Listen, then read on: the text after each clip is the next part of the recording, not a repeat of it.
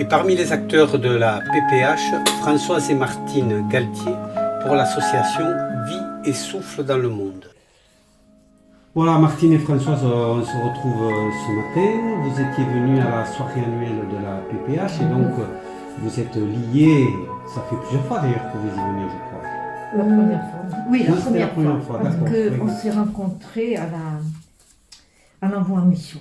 Ah voilà, c'est ça, Oui. c'est ça. Bon, donc heureuse rencontre en tout cas. Oui. Et là, alors je vous remercie d'être venu à cette soirée-là parce que ça permet en effet d'avoir des liens, Oui, de tout à tisser fait. des liens avec les différentes personnes qui œuvrent dans le champ du handicap dont on ne connaît pas toujours, qu'on ne connaît pas Exactement, oui. toujours.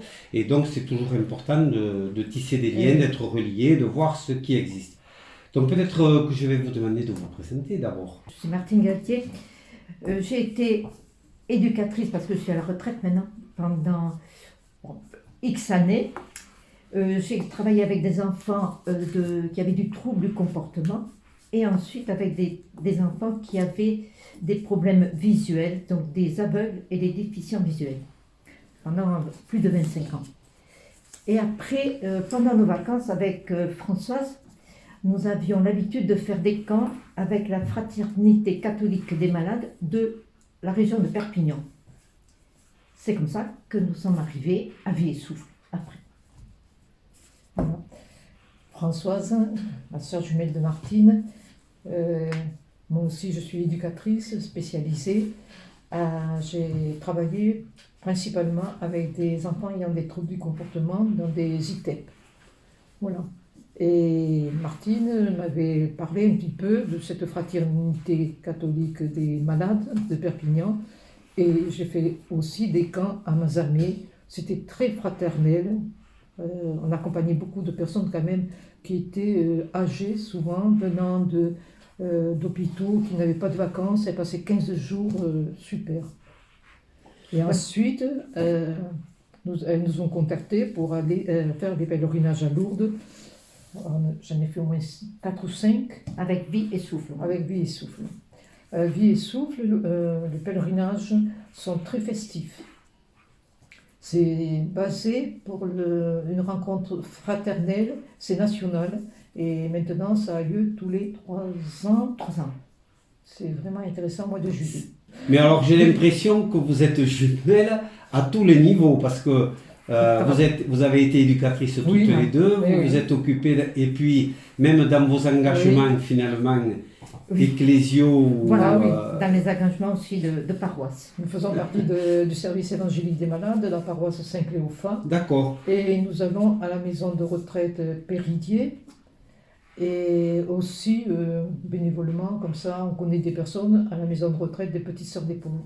Donc c'est intéressant aussi de Oui. voir que vous faites partie du service évangélique Oui. des malades parce que de fait ça fait le service évangélique des malades fait aussi partie du domaine de la santé, de la Oui. pastorale de la santé, Tout à fait. la pastorale des personnes en situation de handicap Oui. aussi, et donc on voit qu'on Il y a a des des tas de liens. Il y a liens des avec. liens. Oui. Oui, tout à fait. Oui. Voilà.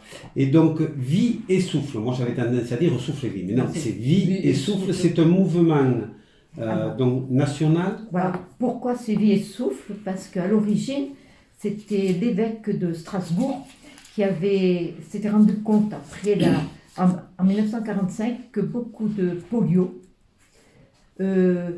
étaient sous oxygène, des poumons d'acier qu'on appelait à l'époque, et c'est pour ça que ça s'appelle maintenant Vie et Souffle.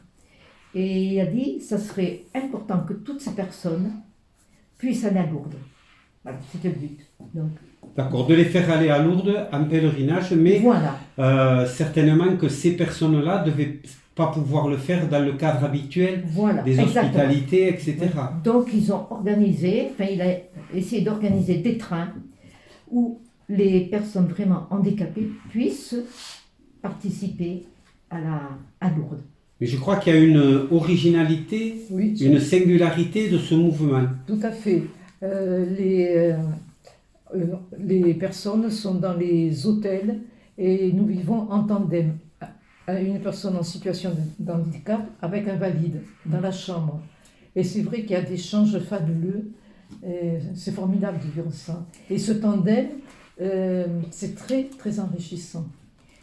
Donc, Et après, on est en amitié, une personne qu'on n'a jamais connue, on vit avec elle pendant les 6 jours, et ensuite on correspond soit par téléphone, soit par courrier, pendant très longtemps. Et dans ce que vous me dites, ces personnes-là ont besoin de soins aussi. elles ont besoin de soins, mais il y a des infirmières qui sont là pour effectuer les soins. Donc la personne qui vit en tandem avec la personne handicapée est sécurisée Oui, tout à fait. de ce côté-là Ouais. parce qu'elle sait qu'il y a Il y a des personnes qui médecins et il y a souvent 2 médecins dans chaque hôtel D'accord. et des infirmières. Là, il y en avait 2 l'endroit où j'étais.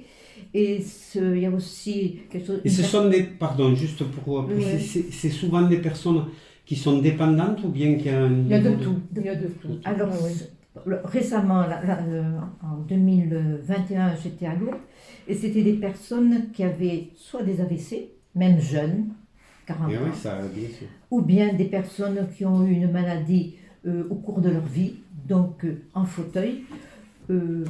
C'était très divers. Et une des particularités, c'est que le bénévole, la personne qui est en tandem, qui est valide, comme on dit, parce qu'on n'est pas tous, on est valide, si vous voulez, de nos jambes et de nos mains peut-être, mais pas toujours de notre tête. Hein.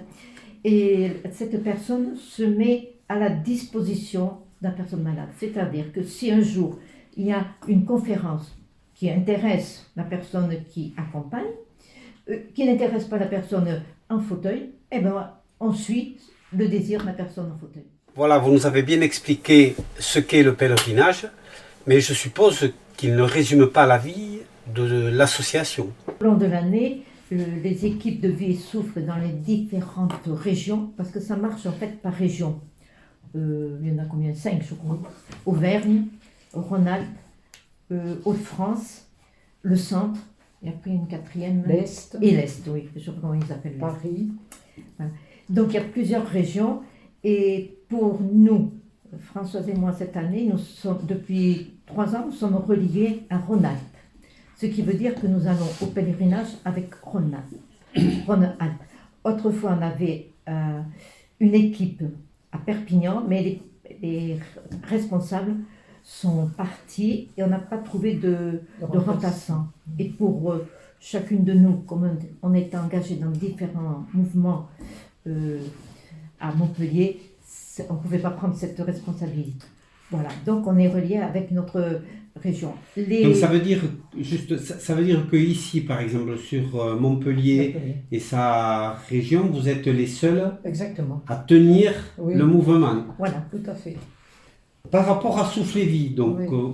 vous voyez, vous voudriez ajouter quelque chose par rapport à ce que vous avez dit? Sinon, on a compris tout l'intérêt que vous portez à ce mouvement, la passion qui vous habite et puis ce que vous voudriez essayer de transmettre. Notre souhait, ce serait que parmi la pastorale de la santé, il y ait des personnes qui puissent venir à ce fameux pèlerinage à Lourdes. Donc Qu'on voilà, puisse en le même mettre en temps, place. vous en profitez C'est un souhait. pour énoncer ce souhait, lancer un appel et puis vous vous souciez bien sûr de pouvoir essayer de partager avec d'autres ces expériences extrêmement enrichissantes et éventuellement de transmettre aussi peut-être, Exactement. de trouver de la relève parce Voilà. que Oui, ça serait bien. eh bien, je vous remercie beaucoup Avec pour plaisir.